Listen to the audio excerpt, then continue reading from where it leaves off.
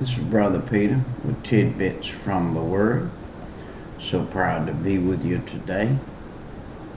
What would be your desire in serving God? What would be our total perfect desire and the perfect will of God as we serve God? What would our desire be today? Well, let's start first with the physical. Being selfish, because I am a human body, my first thing would be to be comfortable in the flesh. For this flesh to get up and be comfortable in a house. Wow, that is a big statement. Probably there'll be hundreds of thousands of people over the years, or even in the 1,000-year reign, to see this thing that right here that has been put on the airway. By the way, do you know how real?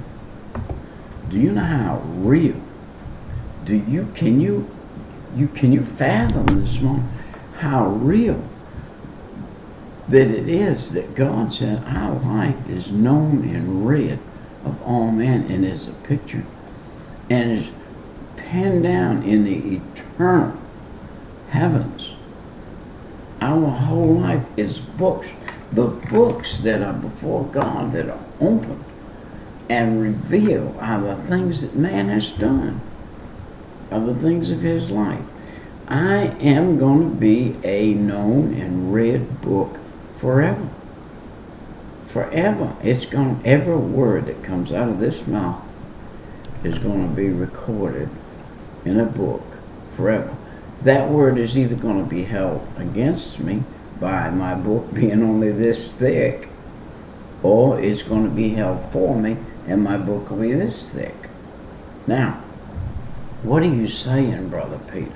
I'm saying if you'll get in the Word and you'll cipher the Word and you'll understand the Word of God, you're going to see this picture that there's only one life.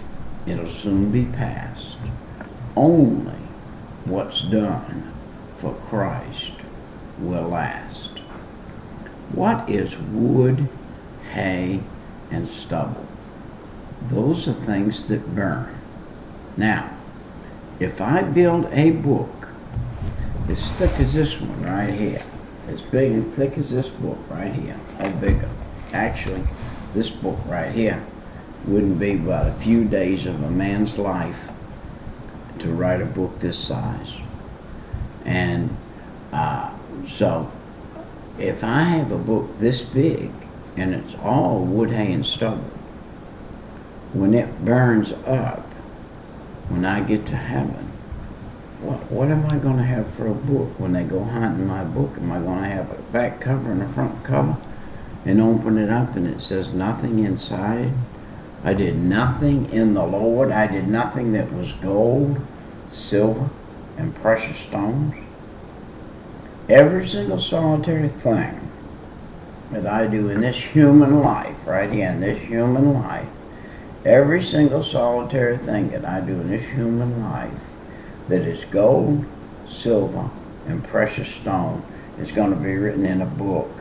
And that book is going to be read someday by God Himself.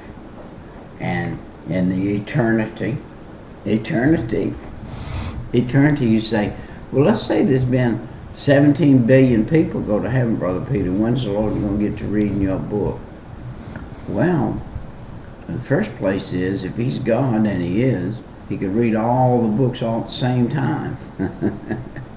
But let's just say He read them one at a time. What difference does it make if He read the one that is written as the life of Peter, so and so, and it was written then? What about that?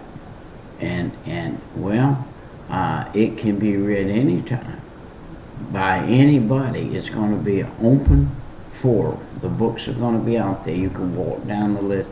I want to read Peter's book. I want to read Paul's book. When I get to heaven, I want to read not just this Bible book of Paul. I want to read Paul's book. I want to read the book of Paul's life from the day he was started out in his book, in the annals of his book. Now let me tell you what's not going to be in any of our books in heaven. The 10,000 talents right here in chapter 18 of the book of Matthew, we're talking about total, 100% total forgiveness.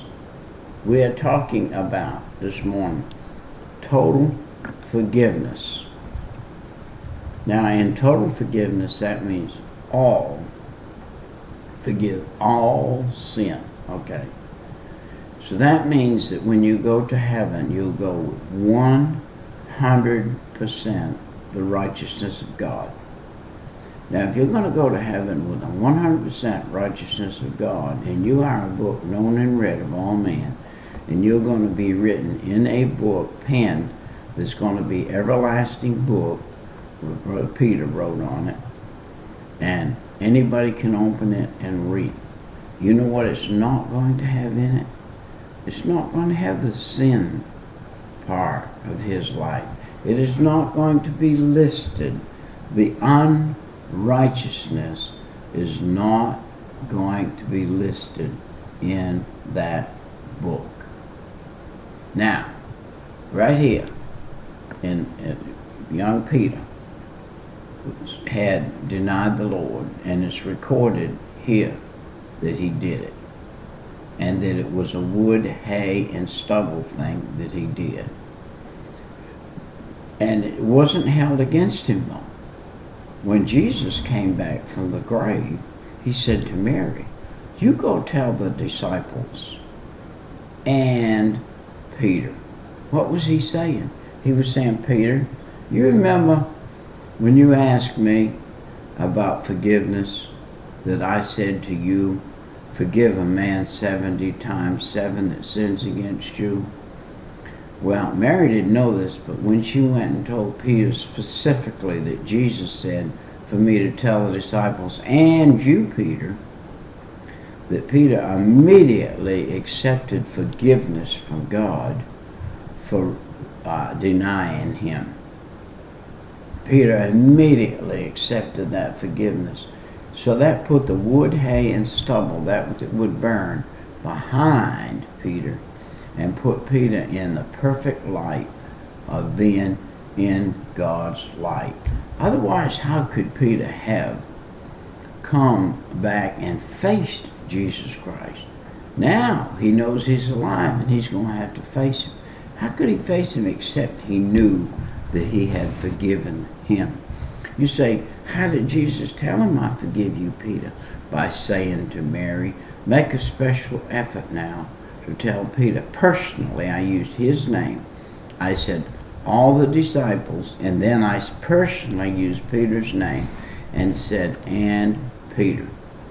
He was saying to Peter when he said that through Mary, I love you, Peter. I forgive you. There's nothing between us, between you and me. We're free. We can go about it just like it never happened. Forget it.